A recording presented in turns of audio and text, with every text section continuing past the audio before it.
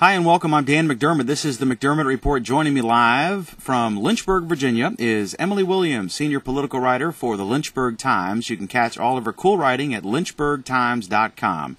I am I'm publisher of that paper, and I'm in Bentonville, Front Royal, Virginia, where we have two other papers, Warren County Report and the Frederick County Report. Warren County Report is the local paper for Tareq and formerly for Michaele Salahi, the alleged White House gatecrashers. The latter apparently has run off with the founder of Journey, and we're going to talk about that tonight. But first, we're going to talk about the latest brilliant move, according to Emily, by Netflix. You want to intro? I think everyone knows. Give us a quick intro, and then tell me what you think about this latest PR coup by the Netflix CEO. All right. Well, for anyone who hasn't been following the Daily News, the Netflix CEO, Hastings is the name, announced that they are going to branch off the DVD to home service from the online streaming service. So now it will be two separate companies. You can still have both with your Netflix account, I believe, but you won't be able to link like your queues together, and that won't be integrated like it is right now. So Netflix will now just be streaming, and then the new company Qwikster will take over all of the to-home DVD by mail services. And you know, as a very loyal Netflix subscriber that uses the service quite a bit, I was pretty bummed when I heard about it. But my take on it from a less personal point of view is that this is probably a good business decision for them. By breaking off the two, they won't have one half of the business, whether it be streaming or to home, dragging the other half down. So basically they're hedging their bets on which side's going to do better. So this way, it's sort of a win-win for them. Hopefully, this isn't going to completely bring down the company, because I'm really not sure what I'd do, because I'm not prepared to go back to cable, and Hulu Plus just does not have enough services to replace cable for me. So yeah, I've got my fingers crossed that this isn't going to ruin Netflix as we know it, but I guess the details on pricing and stuff like that haven't been released yet, so I guess we'll have to wait and see if you can still get both of the services for a reasonable rate or not. So. Okay, let's specify first. Both of us are Netflix customers, and we are happy with the service we get and with the prices that we pay. In my opinion, if you look at what you pay for cable, for internet, for the ridiculous rates now we're paying for cell phone service, to have unlimited streaming on a couple, on my phone. Although that's not practical because I can barely go to the bathroom without having to bring my phone charger with me now that I've got an Android. But we're happy Netflix customers. I just personally find them arrogant, and I'm going to get into that. But I want to know, what do you think about the name Qwikster and that whole thing? What are your thoughts before I really have a rant alert coming? I do think it's a little funny that the by mail service is called Qwikster. Since obviously Netflix will now be quicker than Qwikster, since it's streaming. But yeah, I don't know. I obviously they're trying to play off of, kind of like it has almost like a Napster feel to it, name-wise. It's not very creative. But I guess they must have marketing people that decided it was a good idea for some reason. Yeah, I think if you look at, let's look at Jason Castillo, who has the Twitter account. Normally, when companies come up with a new brand, they make sure that the name's available. And Jason Castillo is the Twitter Qwikster.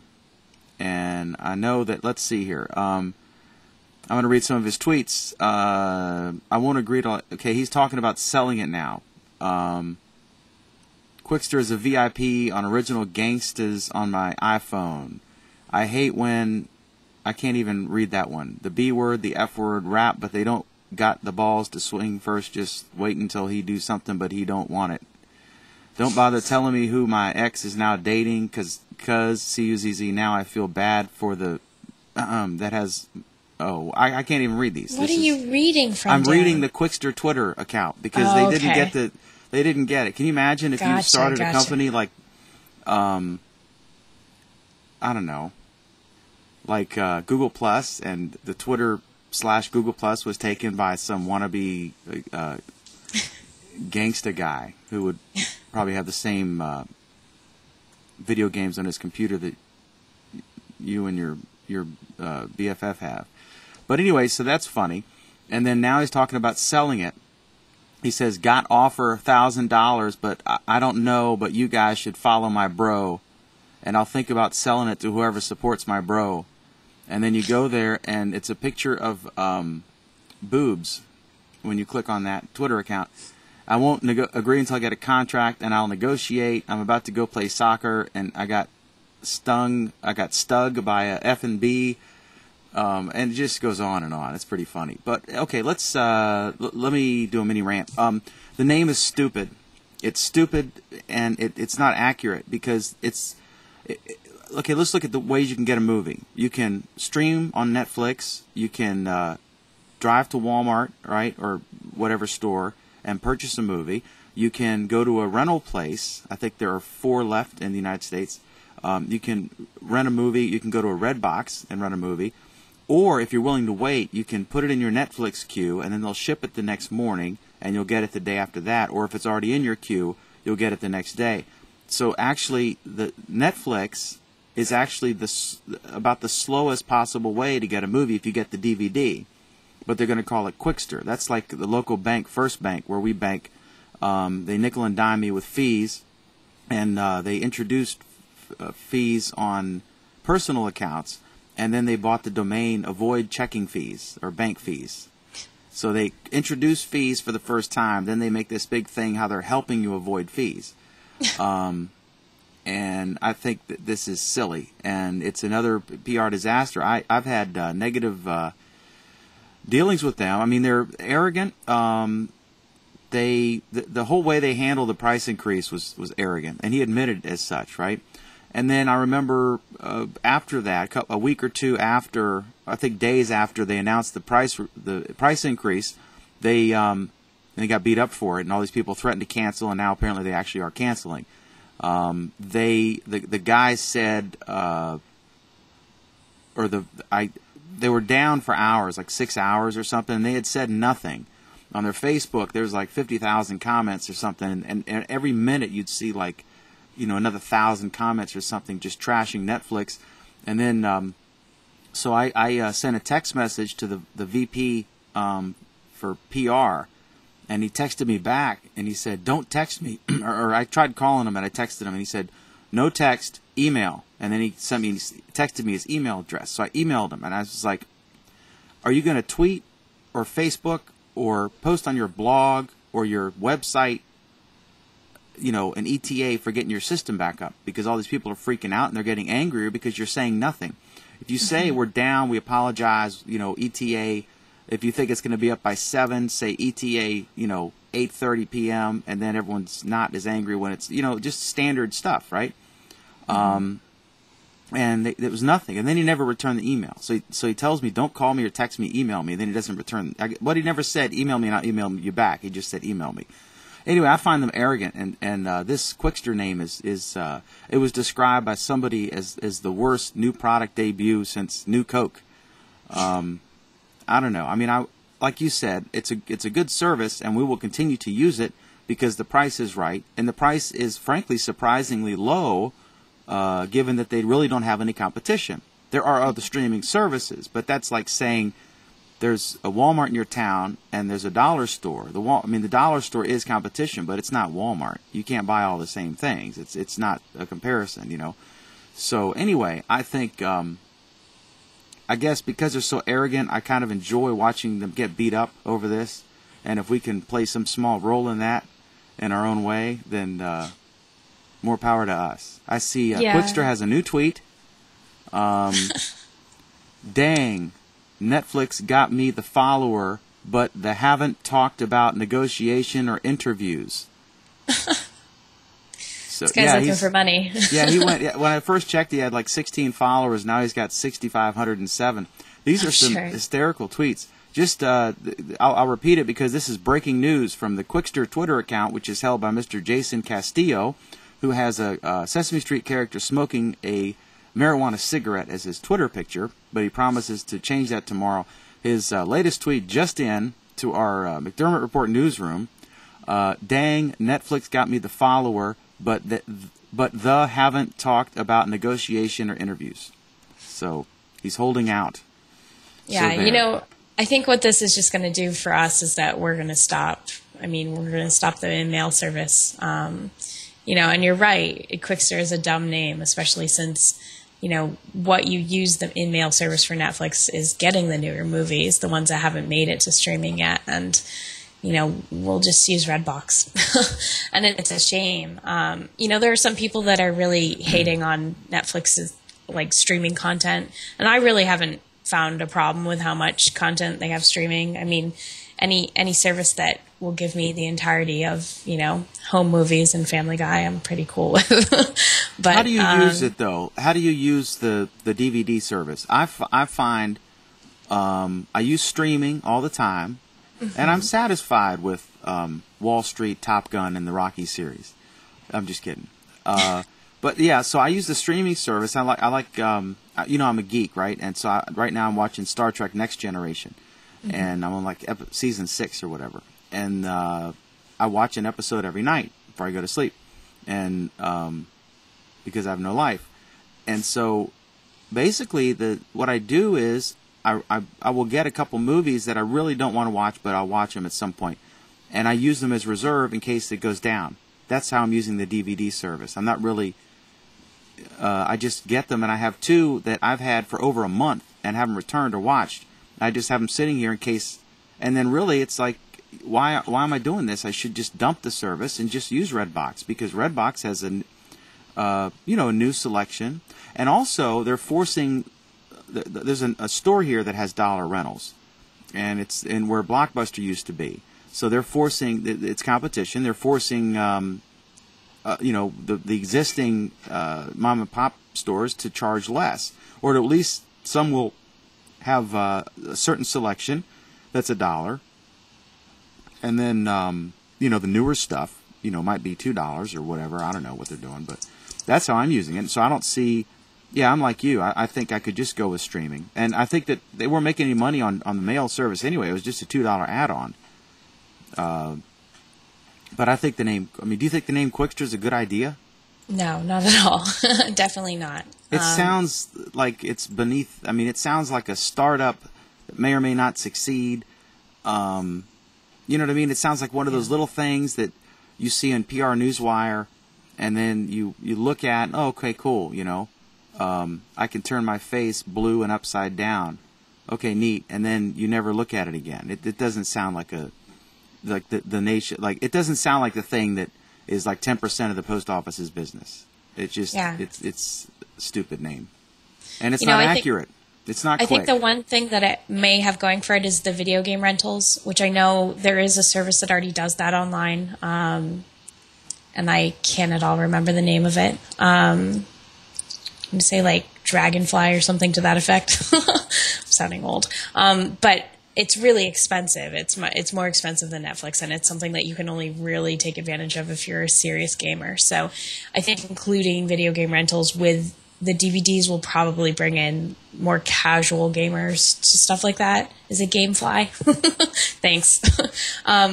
But yeah, other than that, and I really don't imagine that just that one feature is going to save what they're doing. So like I said, we're probably just going to drop, our physical DVDs, which is a shame because we probably watch one a week, on the weekends. But, there's enough on the streaming, between the documentaries and TV shows. And, we watched the entirety of Lost on Netflix, and that's something that we just would have never seen elsewise. It's amazing how it looks. Have you looked? My TV, I've got a Vizio TV. It was $500 at Sam's Club, where I used to buy all my cheap imported Chinese goods. And it has Netflix built into it. I'm actually looking at the show on it because it's got, the computer input. But it actually has a built-in Netflix app. It's got Wi-Fi built into the television. It's got an Ethernet plug as well. So I plug in an Ethernet. and it's awesome. I mean, I swear, Emily, when I watch Lost, that's another one I got when I'm not in a Star Wars or Star Trek mood. I watch Lost or something, and it looks like broadcast. It looks like an HD broadcast network quality. It's amazing. It's way better than looking at it on the computer. And then I heard another observation about how bad, because it's just one account. You can't separate it like if you and your boyfriend, if you and Ryan have different tastes in movies, right? But it's one account. And it'd be neat if it was one account, but you could have different users in the account, but they could only do it at one time.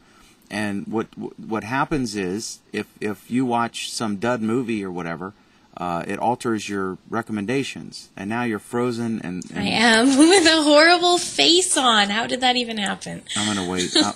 I'm not. See, this is your punishment for all That's of my. not fair. I'll wait till that comes back. So it'll be all about Dan for a moment until.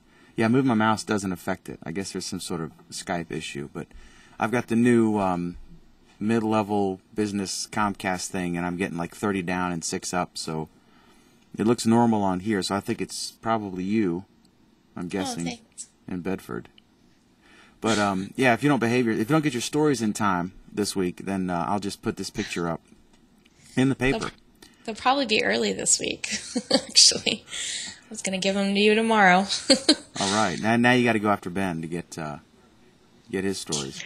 Yeah. All right. So I'm going to talk, since I can't see you, I'm going to, let's see here. I'm going to exit full screen. I guess what we can do is I'll give it a sec, and then I can... why don't you, let's end call and just call me back. Can we do that? All right. I just hung up on Emily. And while we're doing...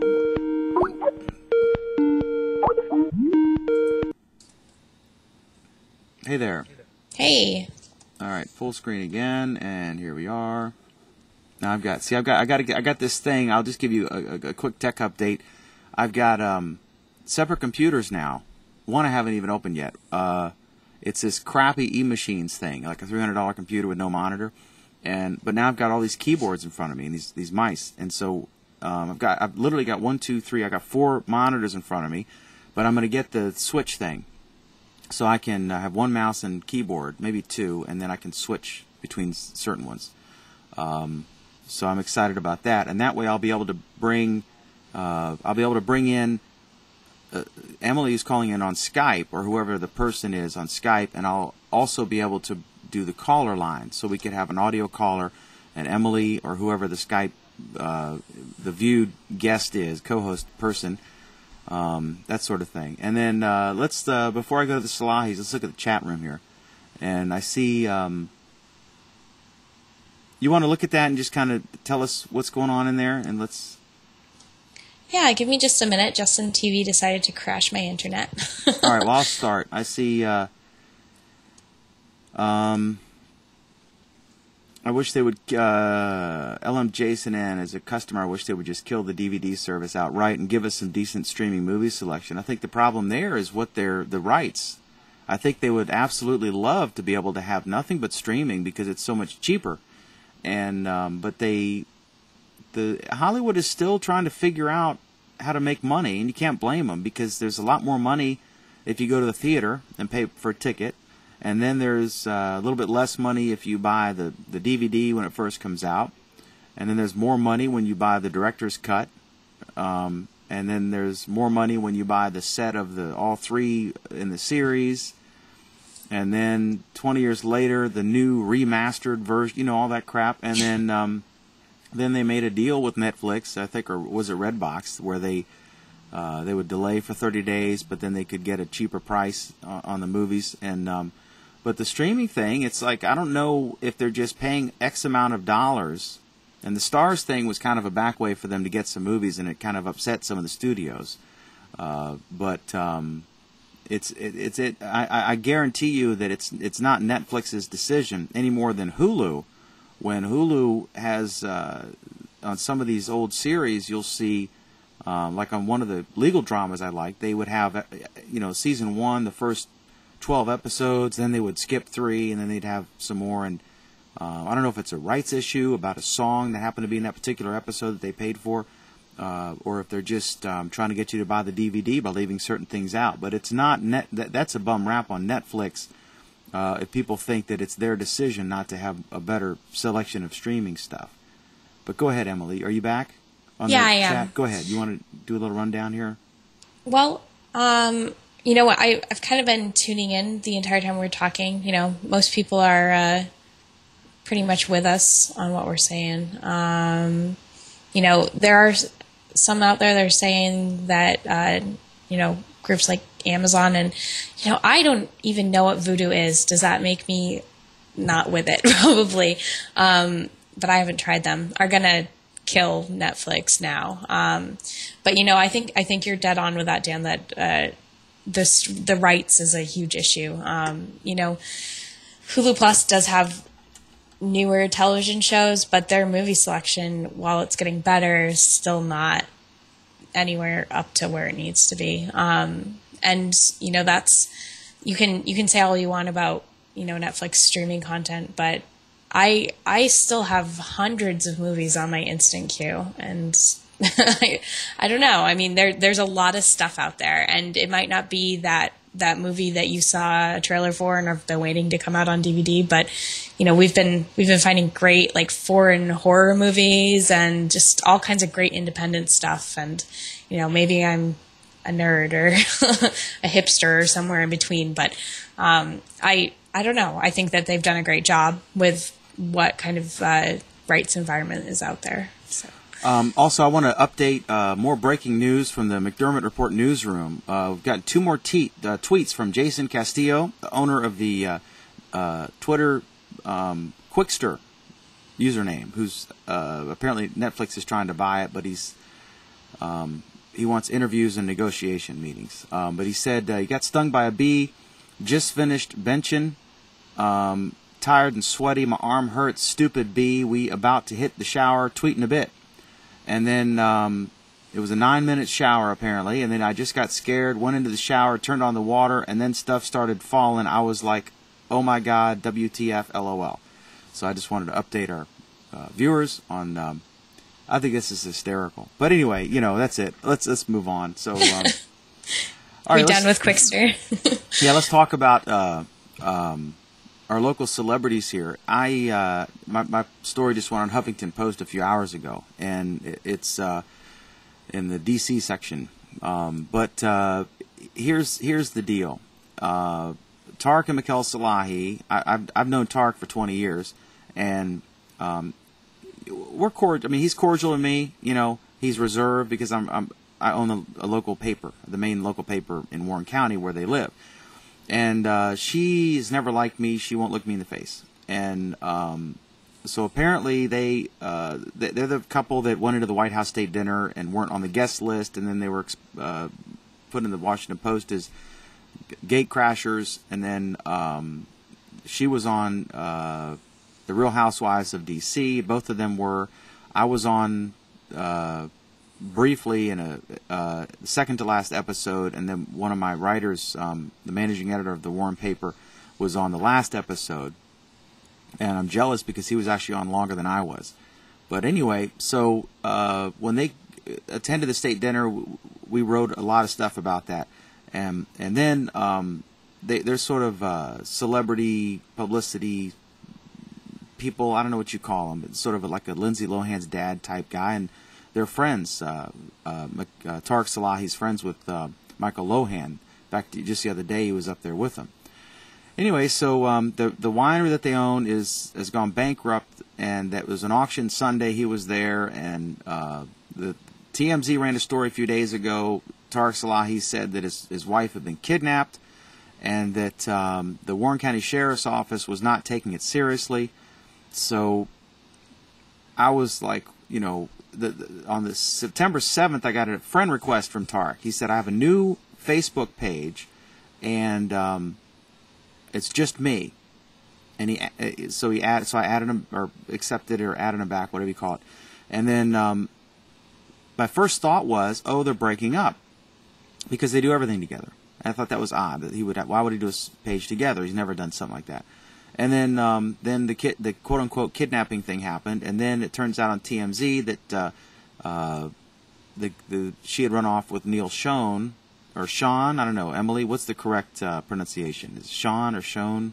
Not a Journey fan. You gotta like that song. That one that all the drunk girls sing. Don't Stop Believing or Faithfully. And it was great because as we were writing this, you could sections like when he said that even though the sheriff said that they had contacted his wife and she was safe and just didn't want to go home, he still believed that she was kidnapped. I call that section Faithfully, or Don't Stop Believing. And then blah, blah, blah. It was great. It was fun. Some of these stories just write themselves, and then I get credit for them. And then Roger, my managing editor, who also has covered them extensively, and both of us. This was my first appearance to Wikipedia. Was covering these people. If you look at the Wikipedia thing, at one time I was in there mentioned 12 times, and now they've whittled it down to the I don't know however many times. But it's funny, and I feel bad for the guy. I really do. I feel bad. His wife left him, and when I saw him, I was like, I was with Amy Argetsinger from the Washington Post, who, with Roxanne Roberts, broke the story. She's half a reliable source in the Post, so we're hanging out at the auction, and I went up and talked to Tareq, and I was like, how you doing? And Amy had never met him, so I said, let's go talk to him, And so we walk up, and I think she was nervous and or shocked, whatever. Didn't know if she'd get hit or hugged, you know what I mean? Yeah. And so I'm like, hey, this is my friend Amy from the Post, and how's it going? And he's like, oh. And then he said he's has a media embargo, and she thought that was funny. Like, who would embargo him from talking? And then, so that was at the auction, and then he sold. I guess I say sold. TMZ obtained his personal videos taken apparently the day before she left, or the day that she left, with her and Rio, their Doberman, in bed, and then another video of just the Doberman, Rio, acting ill or something, and then I guess he tweeted that that Rio had died, and I think I've lost your signal again. Yeah, Go ahead and just call me back. I guess she's going to call me back. I should have said call me back before I hung up on her. I can't. This has never happened before. We'll have to try it. I don't know if this becomes a pattern on this computer. I'll return the computer. Okay. So anyway, when it's happening is when my computer changes the webcam view for some reason, which I haven't figured out how to turn off yet. So that's weird. I don't know what the deal is with that. But that's that can't. Yeah, I'll return it. So we got to figure out. We'll have to do another test session or something and try to duplicate it before the however many days I have to return this at Wally World. Anyway, so that's the latest, I guess. And then he filed for divorce Friday and said apparently Neal Schon's private parts are literally Exhibit B in the divorce. He sent an email. The Journey guy sent an email with a picture of his thingy and emailed it to Tareq, which is kind of dancing on his grave, I guess. So anyway, that happened. What are your thoughts on Emily on this whole insane story? I hate to say this, Dan, because I know that you are definitely like the #1 reporter covering it, but I just don't care. Like, this definitely falls into my like celebrity news that I just don't care about, like, at all. Like, I don't know. I was curious to see if any of my friends were following it, so I asked a couple of them, and most of them said, who? And it's funny because it's, I'm sure there are some people that are really into it, and based on, the Google News results, there's just a ton of coverage about it, but man, I don't know. And this is, definitely speaks to what kind of news I follow. I don't get any of those celebrity magazines or what have you, but it's great that it's done so much for your local paper, Dan. Well, it's funny because it is a non-story now. And, but that's news. I mean, when a local person, the guy says my wife has been kidnapped and has been abducted and is being held, and it turns out she's run off with the founder of Journey. Obviously, that's a news story, right? But what's weird is that when it first started happening, when we first got stories like this, we would get, when the Post would reference us and link back to us, and they did yesterday, we used to get like 1,500 hits, or over 2,000 from WashingtonPost.com. And then she interviewed me and quoted me, reliable source did, in today's Washington Post. It was online last night, and I think we've gotten like 15 or 20 hits from it, which was interesting. It was a big change. And then you want to call me back? Sure. Do you want to just do audio? Would that be better? Or we can do that. I can I'll just edit this shot, and I will That's a horrible shot of me. I'm gonna add a new thing. Why don't you tell us? I apologize for the delay. I'm quickly doing it. Tell us about. I guess we're done with this. Do we have any good stuff in the chat room on that, or are they still on? Yeah, nobody cares. Everyone's with me, I think. Yeah, why is Dan talking about this boring story? Well, to be fair, I mean, we can definitely bring up the fact that, it was a huge boost for your paper, which is always great when a tiny local paper gets recognition and gets stories like that put around. It just, it is news on the local level. It's just amazing that the mass media picks it up and just goes with it so much. I mean, do we really not have that enough to talk about? Like, is there really... Palestine's trying to get recognition from the UN. Like, I know there's all this stuff going on right now, and it's that there are a number of Americans that are definitely going to hear about the Salahis instead of stuff like Palestine. And it's a little sad. But that's my news rant. And there's your good picture. Yeah, it's a non-story. All right, so this is kind of depressing that we've got this Skype issue. But did it happen again? It was when it switched? Yeah, it's when it switches. And, I've searched and tried to figure out why my computer does this, and, all of the auto focusing or whatever functions are off. So I got nothing. I really don't know why it's doing it. All right. I am trying to add another shot here. There we go. And all right, so let's see. We've got the tax plan. There was a big banner headline on Drudge Report today that liberal Democrats are going to challenge Barack Obama for the Democratic nomination. What do you think? What are your thoughts on that before I offer mine? Is it a real thing? Yeah. Ralph Nader and company. I think Nader has always been that guy that people vote for when they don't like either candidate, and it's just like it's just to throw away your vote. Although I do know someone who has always voted for Nader for like 20 years religiously. But the Democratic Party is not going to put Nader up against Obama. Nader has never won. His track record is terrible. I mean, it's dumb. So, yeah, I think that this is probably even less likely than Trump getting the nomination, if I had to place it somewhere. Yeah, I think it's just piling on. Drudge, it's ridiculous. It would help him if Ralph Nader and liberals run against Barack Obama in the primary, and Barack Obama is forced to have more moderate positions in order to counter their more liberal positions. That will only help him, right? Mm-hmm. Yeah, it's true. And, not to segue away from this, but, when I heard about his I'm going to offset my jobs bill with, cuts and higher taxes, like I like to call it his combo bill. I don't know if that's a accurate name for it, but I thought it was a very moderate thing for him to do, that it was very much a compromise.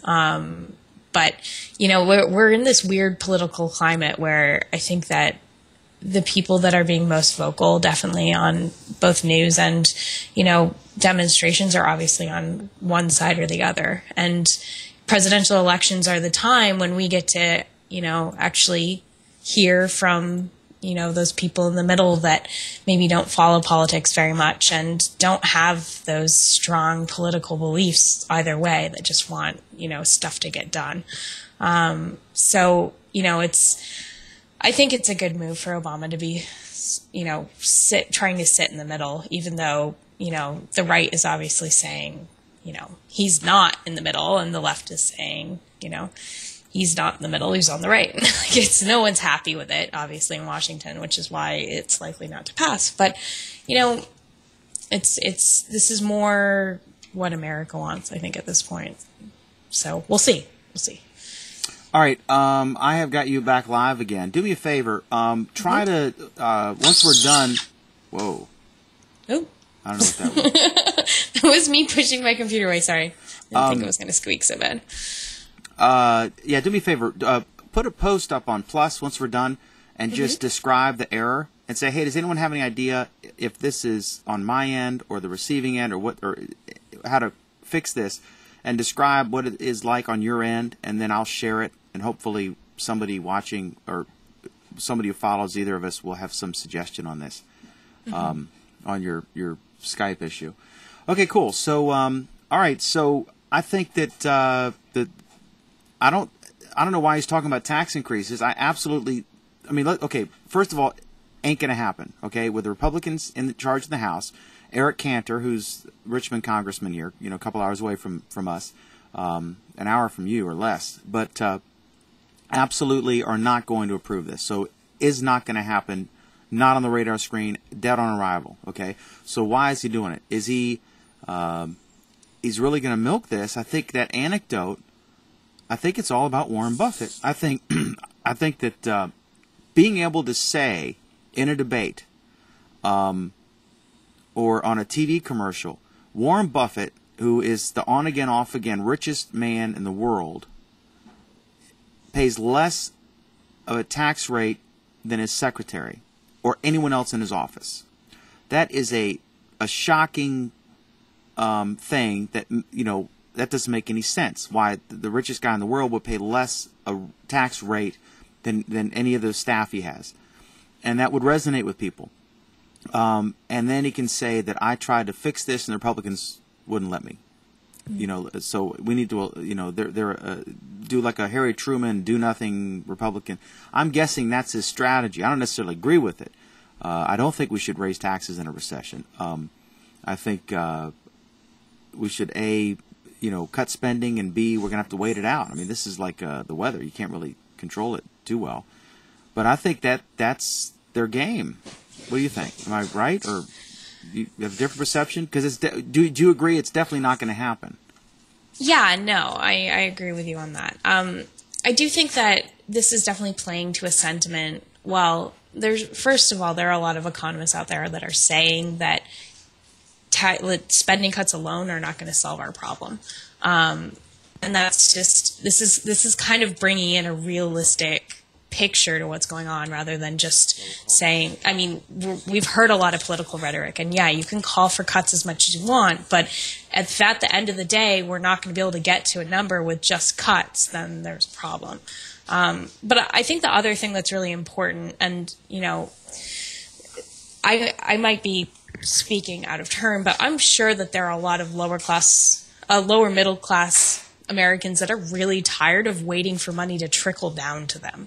I mean, and we've been trying trickle-down economics for a long time now, and it just hasn't trickled down.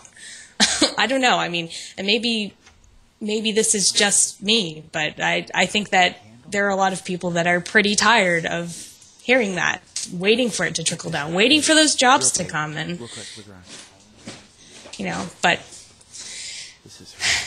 that's. I don't know if can you hear me? Okay, I apologize. I can't tell if I'm trying to turn the mic down, And like when I say 1, 2, 3, 4, 5, 6, 3 and 4 you heard, correct? Yeah. Yeah, I can't turn my mic down, so I can't like. I got somebody working here, and I can't. I was trying to tell them something, and I can't. I don't know. It's just bored. I don't know. I got to figure it out. You ruined my rant about trickle-down economics. Well, Way to go, you know. man. What is this, Fox News? Yeah, it's no. I'll give you the Fox News response to your rant. How many poor people have given you a job, Emily? Oh, I know, and I've heard that a million times, and I love rhetoric, as you know. So give it to me, all you want. How many poor people have given me a job? Well, I can deliver lots of rhetoric, especially as opposed to substance. No, I think, yeah, you know, okay, the tax rate is the lowest it's been in 50 years on these rich guys, right? So it's not like they're paying 90%, you know. It's already low. It's still the Bush level low. Also, soaking the rich, the super rich doesn't work because, as we discussed before, if you took every single person in America who earned $10 million a year or more, we're talking Whoopi Goldberg, we're talking the founder of Journey, we're talking Warren Buffett. Everybody who earns $10 million or more in a year, and you taxed them at 100% of their income. You took all their money that they earn, right? You would only come up with $240 billion, which is a drop in the bucket compared to what we're spending and what we're selling, you know, in bonds to China and other countries. So, and they get a bum rap. You know, everyone's freaking out about China, but I mean, thank them for buying our paper. We don't have to sell it to them; they don't have to buy it. You know, but they've loaned us money, and now we've lived on this giant government credit card, and we're having to pay the piper. And it's the same thing. It's like we've got our official unemployment rate is 9.2%, right? Which is, I think, 7.17 million people officially unemployed. Really, it's about double that because you have to look at the unemployment rate means people currently receiving unemployment benefits. That doesn't mean someone who's given up, someone who is underemployed. And those numbers are anywhere from 15 to 20 million, maybe more.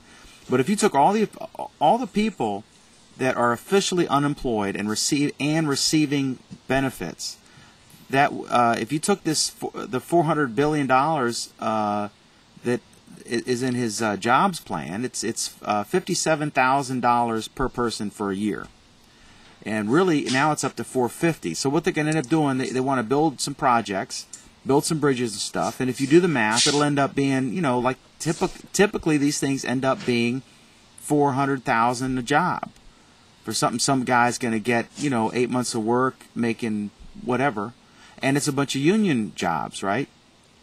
Which helps. And both parties do this. That he's specifically finding things, jobs to preserve or jobs to create that are union-based. Just like the Republicans are hypocritical when Scott Walker, who did what I support what he did, in that because I'm not a fan of public sector unions. I'm not an anti-union guy. I think like these coal miners need a union.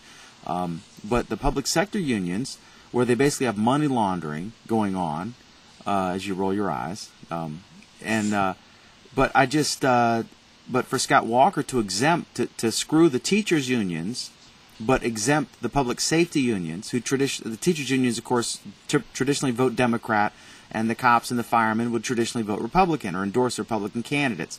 So for him to exempt the favorable unions and screw the unfavorable unions is just as hypocritical as Barack Obama coming up with some $400,000, $500,000 per job, quote-unquote, jobs bill, when really the problem is that people on Main Street, as opposed to Wall Street gets this big, you know, $1 trillion bailout, and all these union jobs are saved, but the people on Main Street who actually create jobs are screwed. They can't get credit, and they, you know, it's just frustrating, and I think it's a failure-oriented strategy. It's definitely dead on arrival, so it's just political games. It's election season. So all this nonsense is just that. It's nonsense. It's like Qwikster, but in the White House. So there. Except White House Twitter feed has not been co-opted by Mr. Jason Castillo, who is busy because he hasn't tweeted in the last few minutes. So anyway, you got any response to that, Ms. Williams, or should we move on, or do we have anything else? Good to move on. What was the other thing we were going to talk about? We talked about the tax. We talked about the dramatic threat to President Obama in the Democratic primary. Do we want to talk Baldwin? Go ahead. Baldwin and phone hacking? No, you should say, because you're the one who posted on your Plus. I'm not sure that I know the details. Did I post it? I got too much going on in my head. I can't remember. You did. That's so 6 hours ago. Oh yeah. That's funny. They killed his joke, and he was right. If they had left it in there, okay. This is at the Emmy Awards. The star of 30 Rock. This is a great story to end on. On 30 Rock, I'm sorry, I'm looking at any of my 17 monitors here. Alec Baldwin, star of 30 Rock, I'm reading from Mashable, took to his Twitter account hours before the opening of the Emmy Awards to let fans know that Fox had removed a joke he had made about the News Corporation phone hacking scandal from the show's opening sketch. And the joke in the skit, Alec Baldwin's on the phone with an unnamed colleague. He pauses and says, "Rupert, is that you? I hear you breathing, Rupert." And but of course they're sensitive about the phone hacking scandal. And then what's funny is the Mashable has a poll. Do you think that Alec Baldwin's joke should have been cut? Yes or no? Obviously, I can't imagine. This is going to be it's 94% no. I figured it would be about 90-10. Anyway, but Alec Baldwin's tweet was perfect. Fox did kill my News Corp hacking joke, which sucks because I think it would have made them look better a little. I understand News Corp killing that joke. He's mature about it, right? He says, I understand that they killed it. You know, they're in charge. But and he didn't leak it, I don't think. I think it was people in the audience, right? Because this film or whatever.